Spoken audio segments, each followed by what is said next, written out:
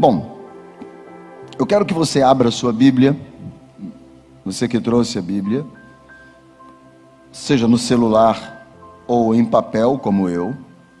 Eu quero que você abra a sua Bíblia e deixe ela aberta em Lucas, capítulo de número 8. Lucas, capítulo de número 8.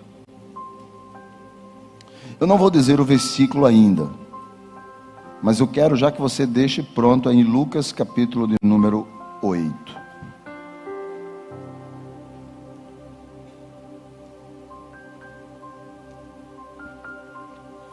Lucas, capítulo de número 8. Deixe aberto aí. Eu quero, antes de nós entrarmos no texto, quero te contar uma história. Uma historieta. Uma parábola dos dias de hoje. Diz que 2 rapazes estavam sentados na calçada, tinham acabado de vir de uma festa, estavam sentados numa calçada e começaram a conversar os dois. Num certo momento da conversa, olhando para frente de uma casa muito bonita que estava na frente da casa deles, um disse assim: olha, você sabe que os donos dessa casa estão de férias, e lá tem uma piscina maravilhosa. Quem sabe se a gente não podia ir lá tomar um banho nessa piscina, passar um tempo lá nadando? E um disse para o outro: mas a gente está todo arrumado, acabamos de vir de uma festa. E um falou para o outro: mas a gente tira a roupa e vai nadar, nada pelado. Um falou assim: é uma boa ideia. Os dois foram lá na casa, pularam o muro, foram lá atrás onde estava a piscina, e aí tiraram a roupa, botaram assim no canto. E esses 2 rapazes, um se chamava Mentira e o outro se chamava Verdade. Os dois então, Mentira e Verdade, começaram a nadar na piscina. Em um determinado momento, Mentira teve uma ideia e disse para a Verdade: por que a gente não faz uma competição aqui, uma apneia? A gente mergulha para ver quem fica mais tempo aqui debaixo d'água. Verdade disse para Mentira: ah, eu sempre ganho. A verdade sempre ganha da mentira. Mentira disse: então vamos competir. A Verdade falou: tá bem, vamos lá, eu vou começar. Verdade abaixou-se dentro da água, enquanto Mentira contava: 1, 2, 3. Daqui a pouco, Verdade foi ouvindo que o som ia embora. 4, 5. Porque Mentira pegou a roupa dele e a roupa de Verdade, juntou e saiu correndo. Foi embora. Pulou o muro e foi embora. E deixou Verdade nu. Quando Verdade se levanta aqui, olha, cadê Mentira? Limpo. Mentira fugiu. Verdade então fica agora pensando: como é que eu vou sair daqui nu? Então Verdade pula o muro, e quando ele pula o muro, tem uns vizinhos assim, os vizinhos olham e vê aquele rapaz pulando o muro nu. Verdade está com muita raiva de Mentira. Que covardia que ele fez comigo, meu amigo. Então ele ficou com muita raiva. Ele sai correndo pela rua, e os vizinhos tudo olhando, começam a seguir ele também. Aquele rapaz conhecido de todo mundo, nu pelo meio da rua. Verdade para na frente da casa de Mentira e bate na porta com muita raiva. Mentira sai, e quando abre a porta, Mentira está vestido com a roupa de Verdade. Verdade então fica mais furioso ainda e fala para ele: você é um covarde, olha o que você fez comigo, eu estou nu aqui, todo mundo abusando de mim, me dê a roupa, essa é a minha roupa. E Mentira fala: tu o quê? E eles: a minha roupa, você está vestido com a minha roupa. E Mentira fala assim: você está louco, está louco. E ele: eu quero minha roupa. E os vizinhos tudo olhando, e Mentira dizendo assim: ó, ele está louco, ó, nu na minha porta, e verdade, me dê a minha roupa. E os vizinhos sem saber em quem acreditar. Se acreditava na verdade nua ou na mentira com roupa de verdade. Essa história, ela é exatamente o que nós estamos vivendo hoje. Uma sociedade que não sabe em o que ou em quem acreditar. Se acredita na verdade, que às vezes parece escandalosa, ou se acredita na mentira, que tem cara de verdade, roupa de verdade, vestida de verdade. Nesses últimos dias, nós temos visto nas redes sociais e na televisão a guerra de Israel com os terroristas do Hamas. Recentemente, um hospital lá na faixa de Gaza foi bombardeado. Começou-se dizendo que eram 200 mortos, 300 mortos, chegou a 500 mortos. Não se sabe, porque os palestinos, ou o Ministério da Saúde do governo do Hamas, diz que foi Israel que jogou uma bomba lá. Israel diz que na verdade foi por trás do hospital, havia um cemitério onde eles lançavam mísseis para Israel, e um desses artefatos caiu no prédio e detonou o prédio. Israel acusa os artefatos do Hamas. O Hamas acusa as bombas de Israel. Aqueles que estão do lado de Israel acreditam que foi o artefato do Hamas. Mas aqueles que defendem que haja, mesmo com os terroristas governando, pare tudo, porque muitos civis ali dentro, e eles não merecem morrer, acreditam que Israel está fazendo uma guerra injusta, e acreditam que é as bombas de Israel. Dependendo do seu lado que você defende, você acredita na história que te contam. Então, a pergunta é, e nós, os cristãos, em que acreditamos? Estamos vivendo uma sociedade que a gente não sabe no que acredita. Mas você, em que você acredita? Em que todos os dias nós somos levados a tomar decisões baseado em informações. E essas informações, verdades ou mentira? Essas informações que chegam até a gente, como que nós encaramos ela? Como uma verdade escandalosa ou como uma mentira com roupa de verdade? Lucas, no capítulo 8, no versículo de número 40, eu lhe convido a abrir a Bíblia, versículo de número 40, vai contar uma história que diz assim: ao regressar Jesus, a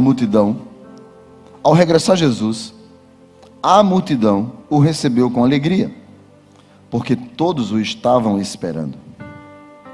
Eis que veio um homem chamado Jairo, que era chefe da sinagoga, e prostrando-se aos pés de Jesus, lhe suplicou que fosse ou chegasse até a sua casa, pois tinha uma filha única, de uns 12 anos, que estava à morte. Só até aí. Bom, deixa eu situar você na história. Domingo passado nós pregamos quando Jesus estava no barco, dormindo, e veio uma tempestade, e acordaram Jesus para acalmar a tempestade. Jesus acalma a tempestade, e ele está dormindo naquele barco, porque durante o dia, ele passou o dia fazendo milagres. Foi um dia inteiro de milagres, curando pessoas, multiplicando pães, abençoando gente, curando leprosos, um dia inteiro de milagres. Um dia de muito avivamento em Cafarnaum, onde Jesus morava. Então Jesus entra no barco, e por isso que ele descansa, porque ele está cansado de tanto milagre. Ele está cansado e ele dorme. É quando vem a tempestade. E ele então manda que o mar e o vento se aquietem. O mar e o vento se aquietam. E o barco chega do outro lado de Cafarnaum, que era onde Jesus queria ir, que se chamava Gadara, terra dos Gadarenos, ou terra dos Genazarenos. Bom, Jesus chega lá em Gadara, e quando ele coloca o pé na terra, a primeira coisa que ele encontra é um endemoniado, que vivia nos sepulcros e que sai ao seu encontro, que fala: o que nós temos contigo, Jesus de Nazaré, tomado pelos demônios? E Jesus então liberta aquele homem que tinha uma legião de demônios.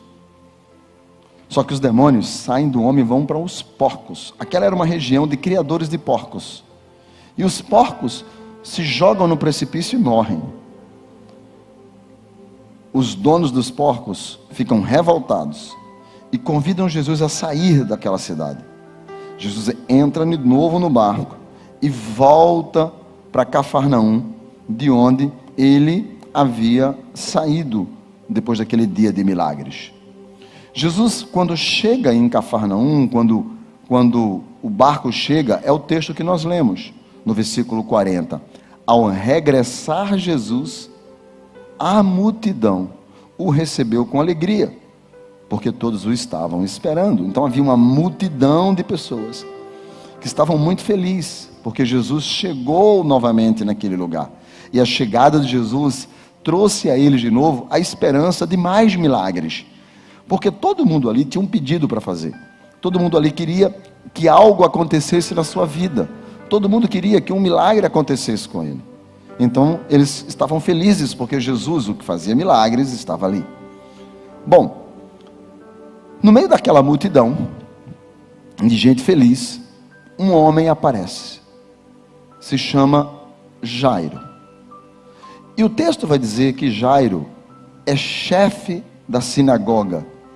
Ou seja, era um líder religioso. Alguém que aplicava e que cuidava que as leis de Moisés, a religião judaica, fosse estabelecida sobre aquelas pessoas que estavam ali. Então, ele, chefe da sinagoga, está com um problema, ou seja, mesmo sendo chefe da sinagoga, conhecido, referência, não significa dizer que Jesus deu atenção a Jairo porque ele era importante. Havia um propósito. Jesus queria, na verdade, que um líder religioso também recebesse a sua atenção. E Jairo, então, ao suplicar a Jesus, joga por terra todo o seu conceito religioso. Ele vai até Jesus porque ele está precisando. Ele vai até Jesus porque ele está necessitado. Porque a pessoa que ele mais ama, filha única de 12 anos, está à morte. Então Jairo pede que Jesus acompanhe ele, vá até a sua casa. Jairo convida Jesus: entra na minha casa, vai comigo. O texto do versículo 42 diz que enquanto ele ia, as multidões, quer dizer, já não é mais a multidão que queria milagres, agora tem uma outra multidão junto também, que é a multidão que andava com Jesus, a multidão que acreditava em milagres, porque tem aqueles que não acreditam e os que acreditam. As multidões o apertavam. Então Jesus está indo para a casa de Jairo e as multidões o apertam. Jairo convida Jesus e Jesus aceita o convite, mas não é fácil. As multidões o apertam. Caminhar com Jesus nunca foi fácil. É um desafio a ser enfrentado todos os dias. Caminhar com Jesus é um desafio para chegar ao local proposto. A vida eterna não é fácil. As multidões nos cercam, nos apertam, nos empurram, nos sacodem, nos desafia. Mas Jairo estava convicto que a única maneira de alcançar o milagre era Jesus em sua casa. Só que no verso de número 43 diz que uma certa mulher, ou seja, que nem nome tinha, que há 12 anos sofria de uma hemorragia e que não tinha sido podido curar por ninguém, já tinha gastado tudo com os médicos, estava completamente desesperada. Ela acreditava que se ela tão somente tocasse na roupa de Jesus, ela seria curada. O texto, cuja história não é dessa mulher, é de Jairo, mas a história aparece, diz que a mulher toca em Jesus, toca nas vestes de Jesus, e de repente Jesus para e diz assim: alguém me tocou. E quando isso acontece, as pessoas dizem para Jesus: mas Senhor, como pode? A multidão te aperta, tu vai dizer que me tocou? Jesus diz: não, virtude saiu de mim, e alguém recebeu um milagre, e eu quero saber quem foi que recebeu esse milagre aqui. A Bíblia diz que a mulher, já não podendo mais esconder-se, a mulher trêmula, diante de Jesus declara, à vista de todo o povo: fui eu que fiz isso, eu que te toquei. E ela conta para Jesus a razão pela qual ela tinha sido curada. Ela narra, e eu fico imaginando a gente que é pastor, que faz gabinete, que ouve pessoas contar história para a gente, né? Eu fico imaginando como é que é, porque às vezes uma pessoa, sei lá, 50, 60 anos, diz assim: pastor, eu tenho um problema muito sério que eu preciso conversar com o senhor. Ô meu filho, tá bom, olha, é uma coisa, você precisa me ouvir, é muito importante. E a gente dá um tempo para aquela pessoa e fala assim: ok, pode contar.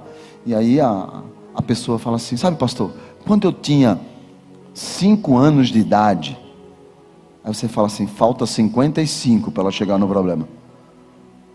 E ela começa a contar, e ela vai contando, e você vai ouvindo. E ela vai contando a história ali. A gente já está acostumado. Eu fico imaginando que não foi muito diferente dessa mulher com Jesus. Porque quando Jesus assim: qual é o problema? Ela assim: olha, deixa eu te contar. Eu era uma pessoa saudável, tinha um marido. E ela foi contando a história, e ela foi contando a história, e ela foi contando a história. E Jesus está ouvindo a história. Jesus é paciente, Jesus está ouvindo a história. Só que ao lado de Jesus tem um homem chamado Jairo, que precisa de um milagre. A sua filha está para morrer. Eu fico imaginando ele como ele está ansioso, querendo o milagre. Ele não consegue entender que Deus não erra, que existe um tempo e um modo de Deus agir, e no tempo de Deus tudo aconteceria, que não existe atraso, não existe retardo. Jesus sabe que a filha de Jairo estava doente, sabe que Jairo estava ali, mas Jesus sabe o que vai acontecer depois. Jesus então está ali ouvindo a mulher contar. O texto diz que Jesus abençoa a mulher, diz: filha, pode ir em paz, a tua fé te salvou, você está curada. Mas o verso de número 49 diz assim: estava falando ele ainda, ou seja, Jesus ainda estava na conversa, a mulher estava ali na frente, conversando com Jesus, quando chega uma pessoa da casa do chefe da sinagoga, dizendo ou trazendo uma notícia, e a notícia era esta: tua filha está morta, não precisa mais incomodar o mestre. Jairo está ao lado de Jesus. Jairo convidou Jesus para ir à sua casa. Jesus está caminhando com Jairo. Jesus está fazendo milagres. A mulher acabou de ser abençoada. Jairo está ali vibrando com o milagre da mulher. Mas chega uma notícia, e a notícia é: sua filha está morta. E agora, Jairo? E agora? Continua caminhando com Jesus ou para aqui? Continua levando Jesus para casa ou desiste aqui? Notícias ruins também chegam para quem está andando com Jesus. Nós não somos levados somente a notícias boas, nós também somos levados a notícias ruins, notícias que são desesperadoras. Sabe, nos acontecem coisas que nos forçam a parar, porque Jairo está caminhando e de repente não foi um inimigo, foi alguém de casa. Não foi uma pessoa que trouxe uma notícia porque não gostava de Jairo, era alguém que era da casa do chefe da sinagoga e trouxe uma notícia para Jairo. E a notícia era: acabou. Ponto final. Encerrou. Você não tem mais saída. Quantas notícias como essa nos chegam todos os dias? Notícias que não era o que nós esperávamos, não é o que nós acreditamos, não é o que a gente gostaria de ouvir. Quantas notícias são completamente inversas à expectativa quando nós convidamos Jesus a caminhar conosco? São tantas notícias que nos desagradam, notícias que nos entristecem, notícia que nos aborrece, notícias tóxicas, notícias desanimadoras. Às vezes é uma carta de aviso prévio, uma sentença inversa. Às vezes é uma perca irreparável que não tem como trazer de volta. Notícias que para gente que gosta de lutar pela vida, veio um ponto final. Quando essas notícias chegam, às vezes são até verdades, são fatos, mas muitas vezes elas são acompanhadas de mentiras com roupa de verdade. Elas são verdadeiras fake news do diabo para nos parar. A pessoa chega para Jairo e diz assim: acabou, tua filha está morta. Não incomodes mais Jesus. Você não precisa mais orar. Você não precisa mais buscar a Deus. Você não precisa mais acreditar. Porque você perdeu. Perdeu o playboy. Acabou. Parou. Desista. A mentira com cara de verdade é que o fato era: a menina tinha morrido. Então Jesus não precisa mais agir. Você já perdeu. Parte para outra. Quantas vezes nós não somos levados a desistir de sonhos, levados a desistir de coisas que a gente luta durante tanto tempo na nossa vida, coisas que a gente tanto deseja, coisas que são a coisa, que é a coisa mais preciosa do nosso coração, como a filha de Jairo.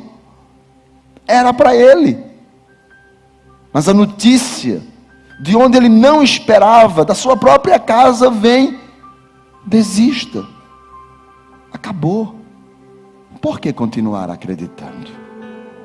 Não incomodes mais Jesus. Jesus não vai mais fazer. Jesus, no verso 50, está ouvindo, diz o texto. Da mesma maneira que Jairo está ouvindo, pessoas em volta estão ouvindo aquela notícia, Jesus também está ouvindo. Mas Jesus não dá atenção a quem quer nos fazer parar. Ele olha para Jairo, enxerga o coração de Jairo, o semblante de Jairo, e lhe dá 3 palavras. Quantas eu falei? 3 palavras. A primeira: não temas.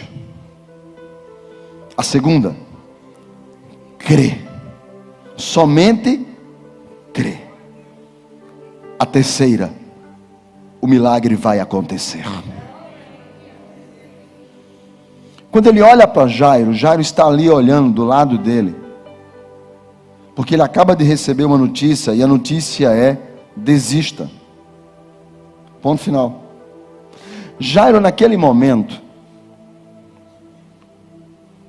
ele precisava somente que Jesus dissesse alguma coisa, e Jesus diz para ele: não temas. Uma palavra tão usada no Antigo Testamento, mas também no Novo. E no Novo Testamento, em grego, é mifobeis. Mi de não no grego, e fobeis de fobia, medo. E Jesus diz para ele: mifobeis. Só que quando você pega, a gente traduz não temas, mas quando você vai olhar o que significa de fato aquele texto, onde ele pode ser aplicado, o fobeis, Jesus está dizendo para Jairo: tire o medo de dentro do seu coração. Tire o medo daí. Arranque o medo. Mande o medo embora. Não ouça palavras que querem fazer você parar. Não acredite nas mentiras do diabo, dizendo que não tem mais jeito para você. Mefibosete, não temas. E ele manda que a dúvida saia, para quê? Para que ele dizer, creia, tão somente creia. E a palavra de Jesus é, ela será salva. O milagre vai acontecer na sua casa. Somente creia e mande esta palavra do inferno contra você e embora.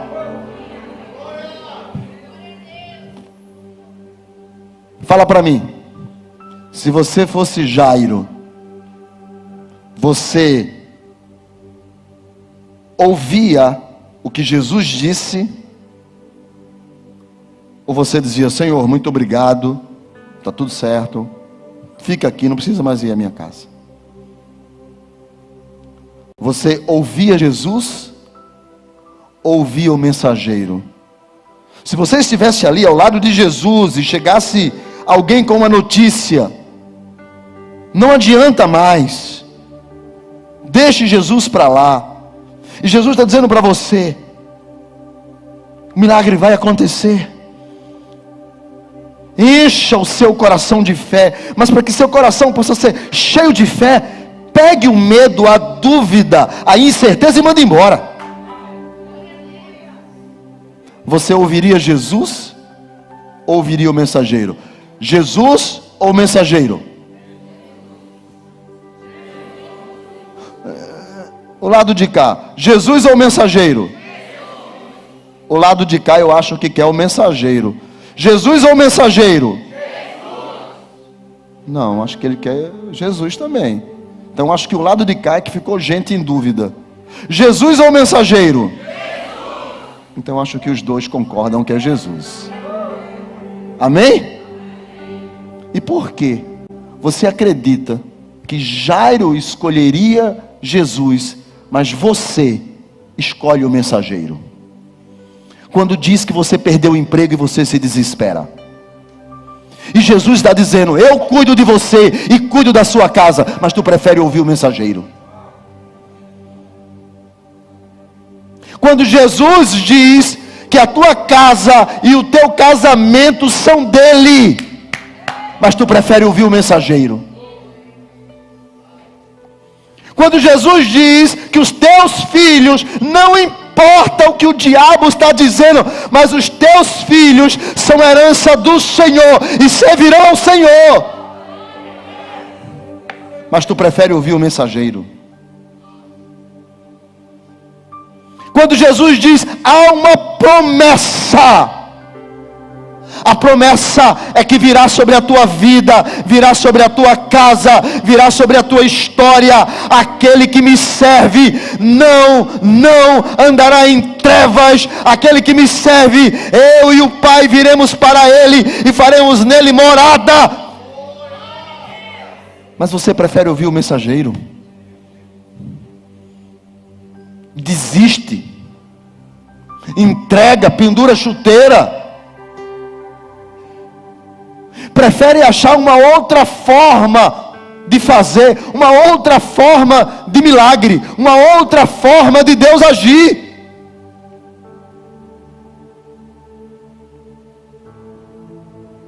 Jairo ouve Jesus dizer, você vai botar o medo fora. Agora, é muito sério, porque Jairo era o líder de uma sinagoga, todo mundo estava de olho nele.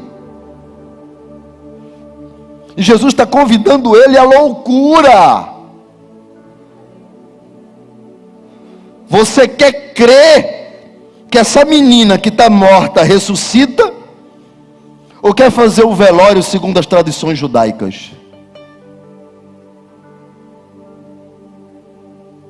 Não havia nenhuma, até então, até esse momento, nenhuma informação que ele havia ressuscitado ninguém. Foi a primeira ressurreição. Então não havia precedentes, nem da viúva de Naim e nem de Lázaro. E Jesus convida ele a crer no que nunca havia acontecido.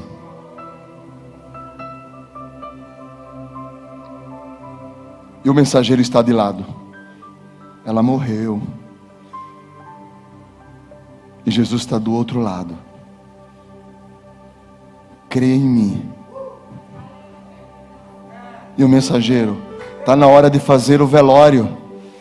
E Jesus está dizendo: tire de dentro do seu coração todo medo, toda dúvida, toda incerteza. Em quem você acredita? Nos fatos ou na loucura da fé?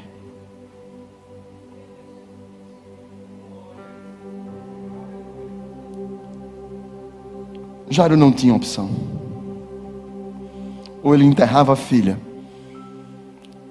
ou ele acreditava no impossível. Naquilo que... Tem coisas que a gente segue Jesus, mas a gente na verdade não está acreditando. Nós está seguindo, mas não está acreditando. Porque os fatos são muito evidentes. Imagine a notícia: você acabou de perder sua filha que você ama tanto. E isso entra no coração. Jesus está dizendo: tire isso do coração. Não deixe que ninguém pare você. Não deixe que ninguém te pare. Você não pode parar. Então Jairo decide caminhar. 51 diz que, tendo chegado em casa, Jesus decidiu que ninguém entraria no quarto, a não ser Pedro, João, Tiago, o pai e a mãe da menina. O verso 52 diz que todos choravam e pranteavam. Então Jesus vai dizer: não chores, porque a menina não está morta. Quando eles chegam, versículo 53 diz assim: riam-se dele, porque sabiam que a menina estava morta. Quem são esses que estão rindo? Que quando Jesus chega, encontra que estão chorando e planteando, mas de repente, depois de uma notícia de milagre, ao invés de chorar, vão rir. Eram pessoas que eram contratadas para chorar.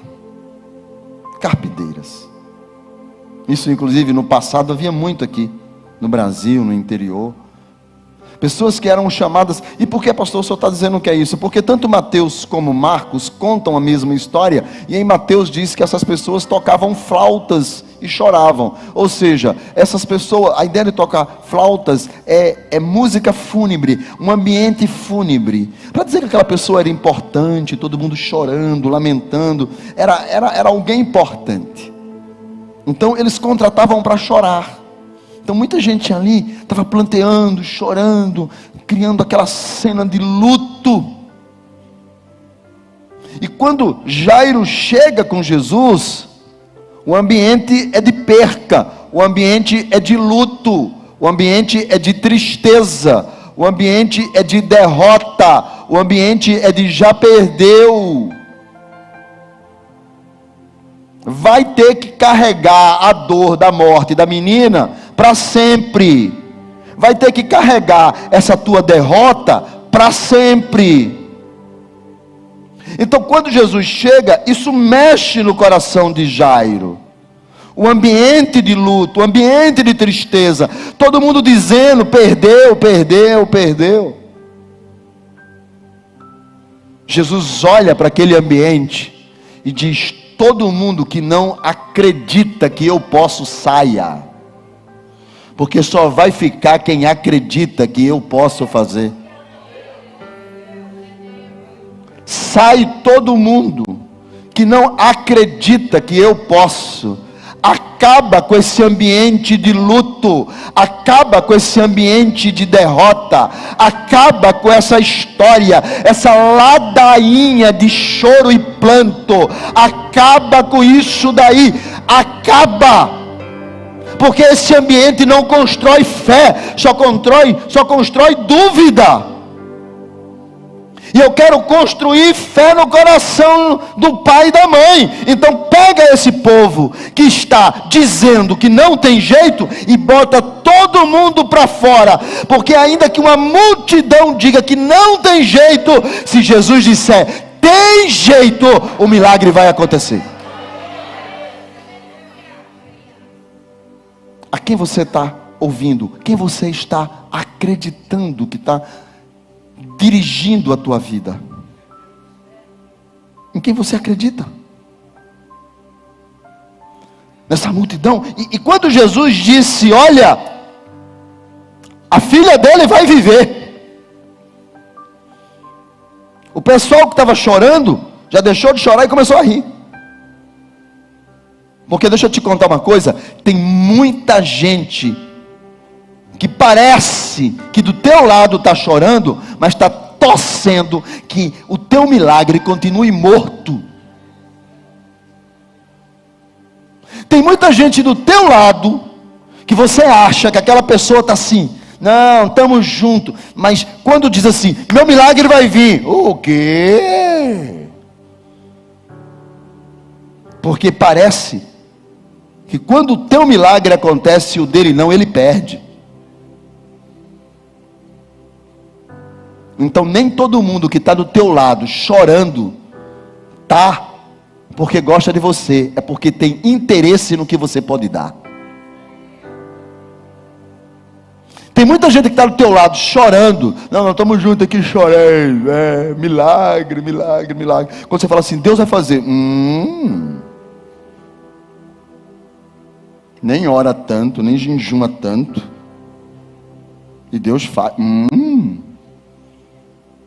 Tem muita gente do teu lado que só está ali porque está recebendo. Quando tu cortar, vai rir de tu. Aí Jesus diz assim, sai esse tipo de gente.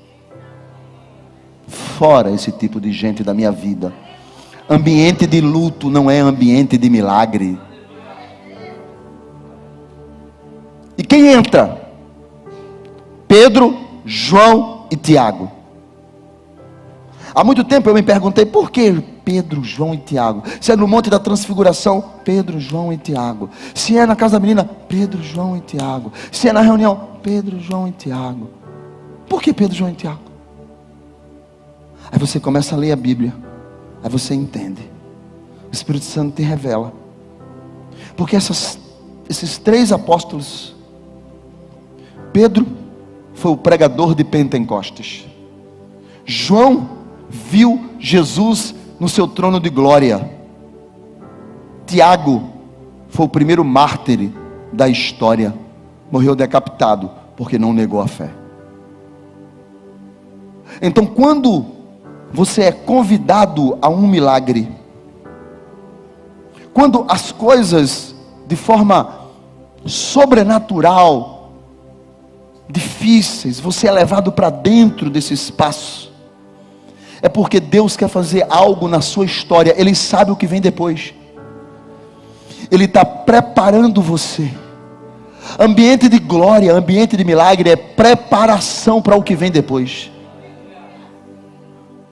Porque quando Pedro está no dia de Pentecostes e desce e o Espírito Santo vem e todos eles são cheios do Espírito, começa a falar em línguas, uma multidão está lá fora.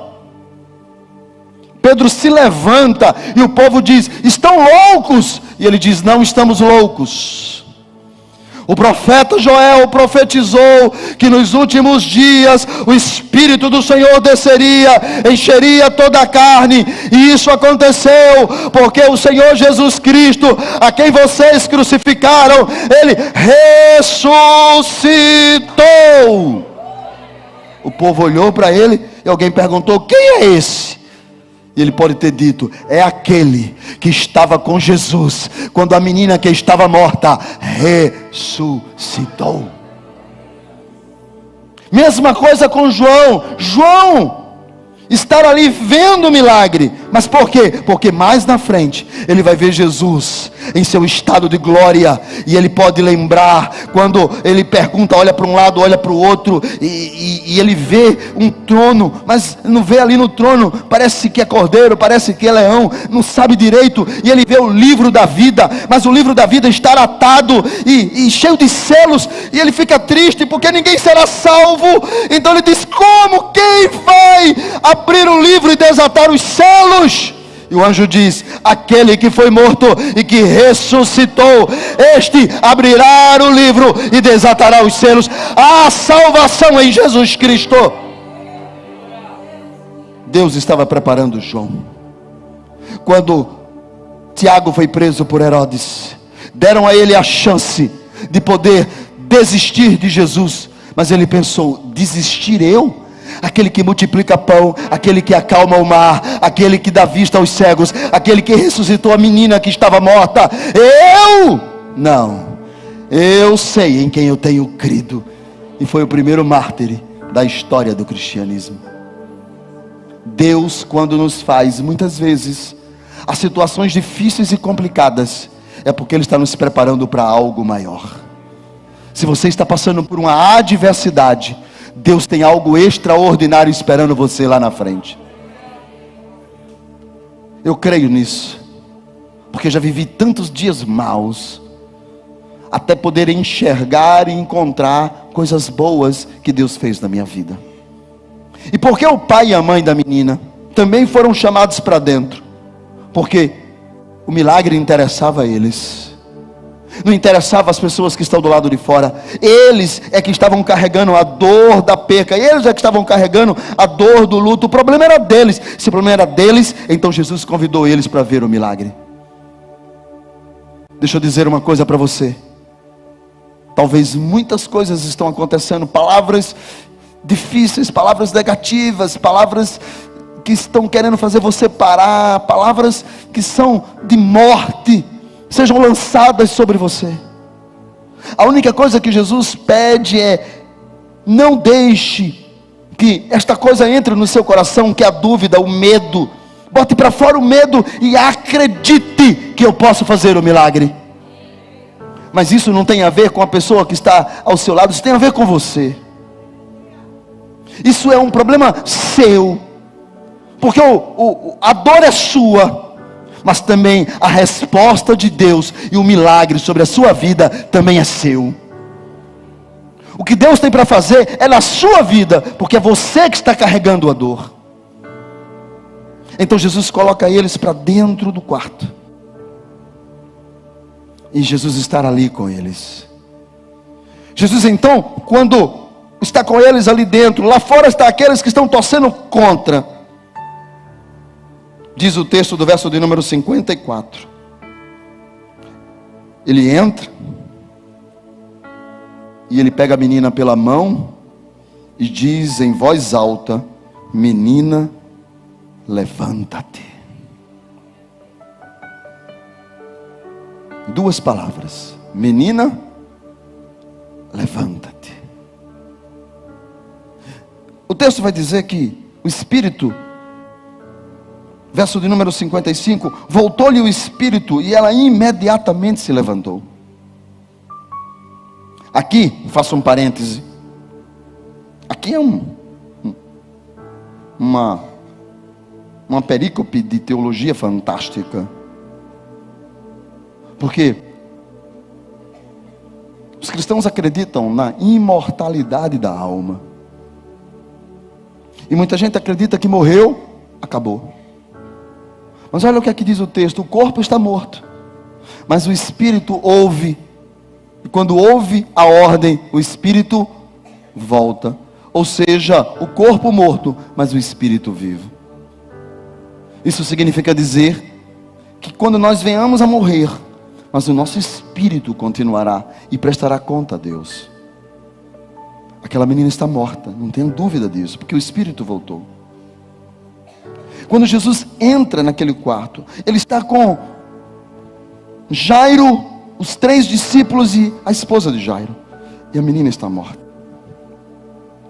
Jesus poderia fazer ali um monte de cacuetes para ressuscitar aquela menina. Ele poderia derramar, vamos dar aqui um banho de óleo de unção sobre este defunto para ressuscitar. Óleo de unção sobre o defunto. Jesus poderia, sei lá, dar os passinhos de profeta e ressuscitar a menina. Jesus poderia, sabe, dizer, vamos cantar 5 hinos. Mas ele não precisou de nada disso para fazer o milagre. Ele só precisou dizer para a menina: levanta-te. Só a palavra, nada mais que a palavra. A palavra produz milagres. E quem estava ali estava crendo na palavra que era proferida por Jesus. E quando há fé e palavra, o milagre acontece. Somente a palavra, a palavra. A Bíblia diz: passa-se céus e terra, mas a tua palavra não passará. A tua palavra permanecerá para todo sempre. Ó Senhor, a tua palavra. Sabe o que é que está faltando? A gente crer na palavra. As coisas mudam. Mentira se veste de verdade. Verdade se perde pelo caminho. Mas se tem uma coisa que não é travestida ou vestida de outra história, é a palavra.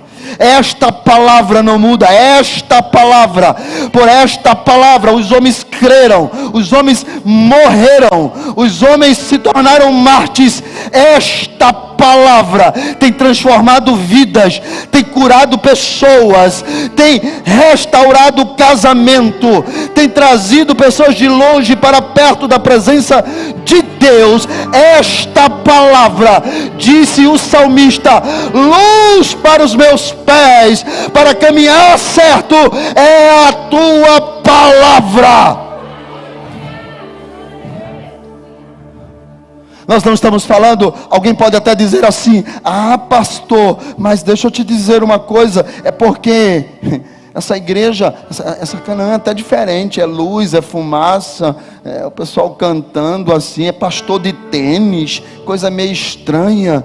É, irmãos, porque a gente não está no século XIX, a gente não está em 1950, a gente não está na época lá atrás do Império, não, nós estamos no século 21, aonde lá no carro lá é digital, aonde celular é digital, aonde agora você até chega em casa, agora tem agora até aquele negócio que você chega em casa e fala: liga a luz.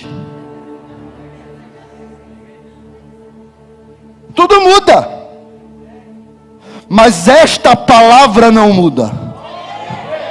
Esta é a palavra que salva, é a palavra que liberta, é a palavra que cura, é a palavra que ressuscita, é a palavra que transforma. Eu não preciso de nada, eu só preciso da palavra. Essa é a palavra que eu preciso.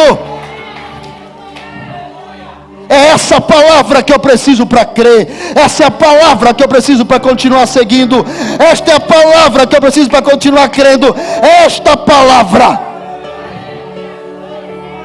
é o que Jesus diz: levanta-te. Só a palavra, o verbo que se fez carne, e o Espírito que estava em outra dimensão, não precisou de nada para voltar, mas ouviu que aquele que fez a vida, que tem que poder para mudar a sua história, que mudou a minha, que tem poder para mudar a nossa história, estava não pedindo, solicitando, estava ordenando: levanta-te. Deus está disposto hoje a mudar histórias aqui esta noite. E basta uma palavra Uma palavra e o teu filho volta. Uma palavra e o exame, o diagnóstico cai por terra. Uma palavra e a porta se abre. Uma palavra e o que estava morto ressuscita. Uma palavra. E Deus vai fazer a diferença na sua história. Deus vai fazer a diferença na sua vida. Uma palavra.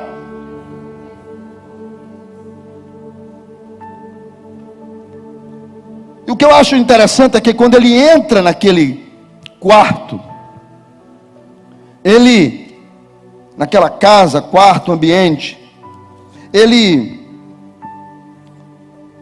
diz o texto de verso de número 54, que ele pega na mão da menina, antes de falar a palavra. Ora, será que a menina não ressuscitaria se ele somente falasse sim ou não? Então por que ele pegou na mão da menina? A lei de Moisés dizia que você não pode tocar em um defunto, porque você se torna impuro e Deus não te ouve. Você não podia ir a um local de culto, de templo, de adoração, porque você havia tocado num cadáver. A lei de Moisés diz que se você tocasse em um defunto, você ficava impuro e tinha que ser colocado fora do arraial, da convivência de pessoas.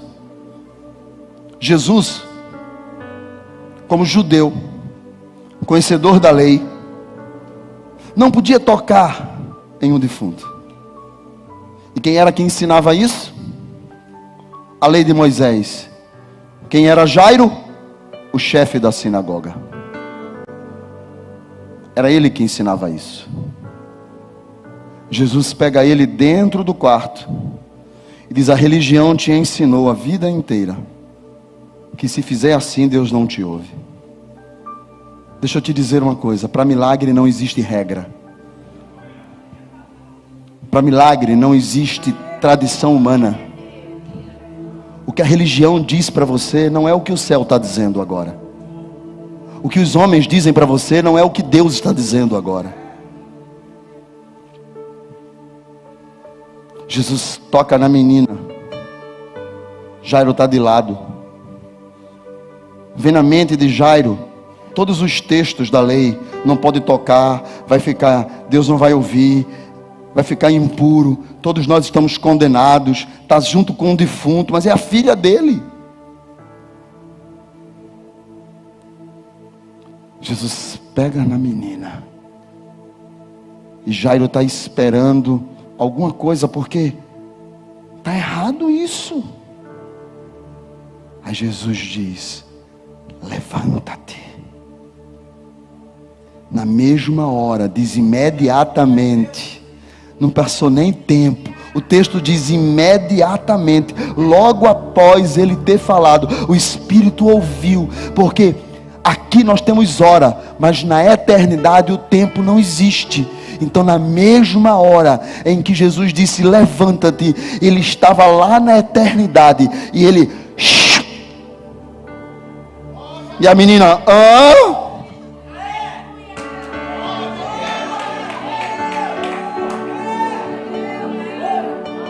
Jairo olhou de lado. E toda a religião dele caiu por terra. Tudo que ensinaram a ele durante a vida inteira e que ele ensinava para as pessoas caiu por terra. Porque quando Jesus quer fazer, ele não está limitado à maneira que você diz que Deus tem que fazer. Por isso que o texto diz, ele faz além do que nós pedimos porque a gente acha que é desse jeito. Aí ele vai pela contramão, faz diferente e te entrega o milagre. Só para você saber que não é do teu jeito, é do jeito dele. Não é como você espera, é como ele quer fazer. Não é como você pressupõe que Deus trabalha, é do jeito que ele sabe trabalhar. Então, Jairo está ali vendo o milagre. A menina se levanta. Jesus diz: dá comida para ela está com fome, bichinha. Dá comida para ela. Manda fazer aí um açaí. Traz aí um açaí lá do nata do açaí. faz um iFood. Faz um iFood aí.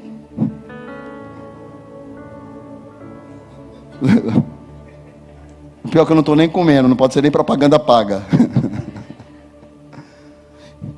E a menina levanta. E olha o que diz o último versículo. Seus pais ficaram maravilhados. E então eles lhes advertiu que a ninguém contassem o que havia acontecido. Seus pais ficaram? Seus pais ficaram maravilhados do que havia acontecido. O texto diz que Jesus proíbe que ninguém conte o que estava acontecendo, ou o que aconteceu ali dentro daquele ambiente. Mais uma vez, por quê? Porque o ministério de Jesus durou 3 anos. Quantos anos eu falei? 3 anos, isso mesmo. O primeiro ano é chamado de ano da revelação, quando Jesus aparece.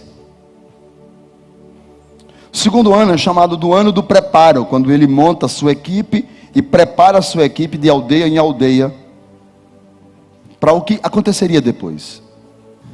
O terceiro ano é chamado do ano do ministério público de Jesus, que é quando ele diz que está ali e as pessoas então começam a procurar para matá-lo. Por isso que tanto no primeiro ano como no segundo ano você vai ver Jesus fazendo milagres dizendo assim, não conta. Porque imagine se ele dissesse, ok, pode contar aí para as pessoas, ô Jairo, que eu ressuscitei sua filha.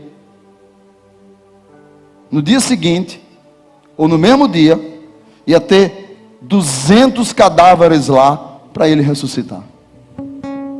Por isso que quando ele multiplica pão e peixe, isso não dá para esconder, porque diz que eram 5.000 só homens, mais de 15.000 pessoas. E João, capítulo de número 6, vai dizer que o povo queria aclamá-lo rei, por causa do pão que ele multiplicava. Jesus sabia quem era o povo. Então Jesus assim, não conta o milagre, ainda que o povo não obedecia muito, mas não conta o milagre. Não conta o milagre, fica quieto, espera, porque vai ter o tempo de eu contar esse milagre. Vai ter coisas que Deus vai fazer na sua vida, que não é para você falar hoje, mas vai ter o dia que você vai abrir a boca, e todo mundo vai ver quem é Deus na tua vida e na tua história.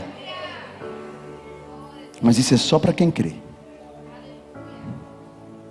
Tem história para contar, de comunhão com Deus, porque caminhou no meio da multidão, enfrentou desafios, não aceitou palavras negativas, não aceitou palavras contrárias, não aceitou sentenças de morte, mas acreditou no milagre até o fim. Eu sei quem está comigo, eu sei com quem eu estou caminhando, eu sei quem está dizendo para mim, acredite, eu sei quem está. Talvez as pessoas não saibam, talvez elas sejam só frequentadores de igreja, mas eu sei que Ele pode trazer essa menina de volta. E quando Jesus trouxe ela, a Bíblia diz que os pais ficaram maravilhados. Essa é uma palavra do grego que quer dizer ficaram tão surpresos que perderam a noção. Ficaram tão encantados que não souberam mais o que fazer. E eu fico perguntando muitas vezes, ora, como que eles ficaram maravilhados? É a mesma coisa de domingo passado. Como que eles ficaram maravilhados? Se Jairo foi atrás de Jesus para que ele curasse a filha, a menina morre no meio do caminho, ele vai até a casa com Jesus, bota os que estavam, as carpideiras para fora, entra dentro da casa, entra dentro do local que a menina está, e lá, Jesus ressuscita a menina, e ele fica, uau! Como que uau? Como que perdidos no milagre? É porque às vezes eu fico pensando, será que Jairo quando Jesus disse, vamos lá, pensou, tipo, Jesus vai fazer um culto fúnebre. Jesus vai fazer a preparação do cadáver. Nós vamos chorar juntos com Jesus. Não, ele sabia que Jesus ia fazer. Mas foi tão surpreendente a maneira que Jesus fez. Segura a mão e diz, fica de pé. Que ele fez, uau. Quando Deus começar a fazer e agir na sua história e na sua vida, o Cristo que eu sigo, o Cristo que eu sirvo, o Cristo que eu acredito, você vai olhar e vai fazer,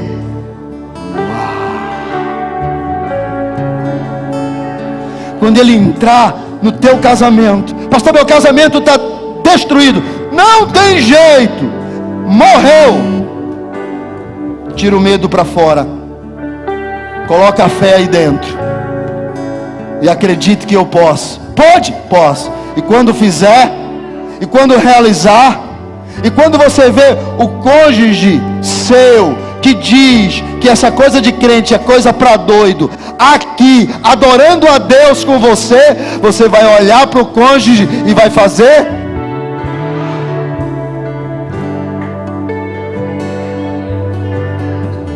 Quando os homens fecharem a porta, quando disserem que você é um incompetente, quando o diabo disser, vestido de verdade, a maior mentira, que você é um derrotado,